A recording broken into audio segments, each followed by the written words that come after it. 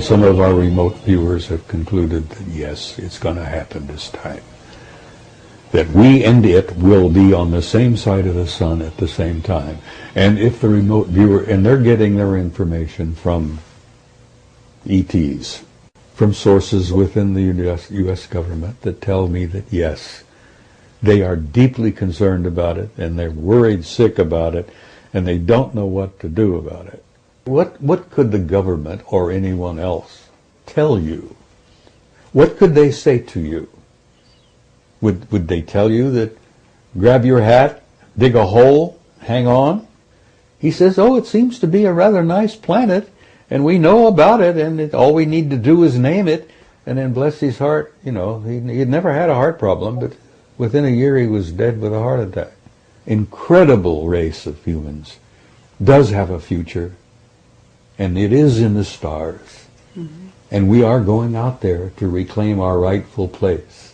It's kind of amusing considering that the last time we met, I told you that it was to be my last interview. And here I am again. And, you know, how can I explain that?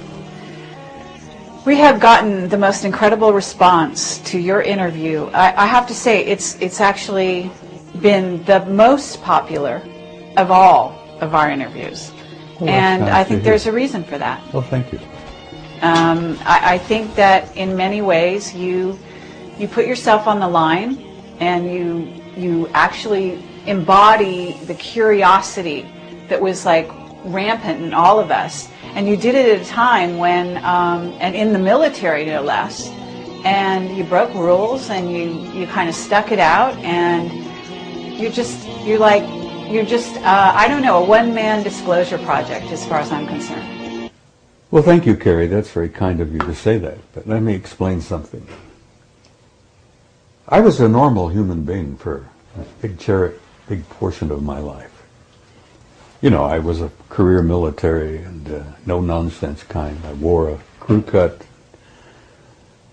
When I learned what I learned in 1963, 64, 65, it changed my life. It changed my way of thinking, and I became obsessed with what I had learned. And over the years, I've learned so much more. And as I may have mentioned to you earlier, I learned a little bit. I wanted more. You know, talk about an addiction. When you start learning some things about a subject that is so profound, the more I learned, the more I wanted to know, and the more I wanted to know, the more I learned, and the more I learned, the more obsessed I became. And you talk about losing a paradigm. My old paradigm literally crumbled around my knees. You know, the world that I thought I lived in, I learned was not the world that I lived in. And the reality that I looked around and thought I saw was not the reality that exists. Mm-hmm. That much of what we see is an illusion. It's a result of our own illusions. We humans sometimes, rather than face reality, we create a little world of our own. You know, we get up and go to work, we raise the kids, we buy a house, buy a car, take a vacation, go on about our lives, try to save money, put a little in the bank for the kids' college, and live a normal life. And then I learned that there's no such thing as a normal life. that the world that exists is not at all what we think it is. And the more I learned, as I said, my old paradigm crashed around my knees, and I'm sitting here in front of you as a human wreck, you might say, as to what I used to be. Because I lived in a world that was kind of cut and dried. Oh, do this, do that, pay your bills. It's not that way at all. Well, let's cut to the chase here, because you have come forward. Actually, you contacted us, I'm going to say, and said, you've got something new to say. You've got something new to tell the people. And I know you're going to be speaking at the Bay Area conference, and this is amazing. And let's find out, what is it that's new? What is it you're willing to... You want me to divulge to you my great revelations, which I'm planning to speak about at the conference, right? Absolutely. And this video will not be edited and out there before the conference, so you don't have to worry that we're not going to ruin it for the viewers of the conference. Well, there's lots of little tidbits that are kind of interesting to me. I hope they'll be interesting to the people at San Jose. It's been my experience that the people who attend those conferences are pretty wide open-minded. Mm-hmm. As I jokingly used to say when I speak there, it's like preaching to the choir, mm-hmm. because they're a different group of people. I'll give you a tiny tidbit, which I found interesting. As you perhaps have understood, I have been a member of what we used to jokingly call the Old Boys Network. I've been a member of it for over 40 years. And when we created this group, it was made up of military types primarily, all ranks, all services. And we even had a couple of cosmonauts who were connected with this, mm-hmm. who were providing information. Well, over the years, the Old Boys have shared information with each other, because we've had a variety of assignments and jobs in the military.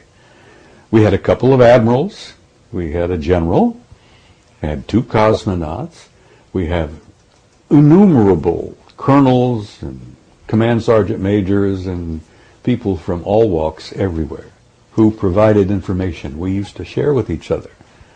And some of us have been in very sensitive positions and had access to very highly classified material.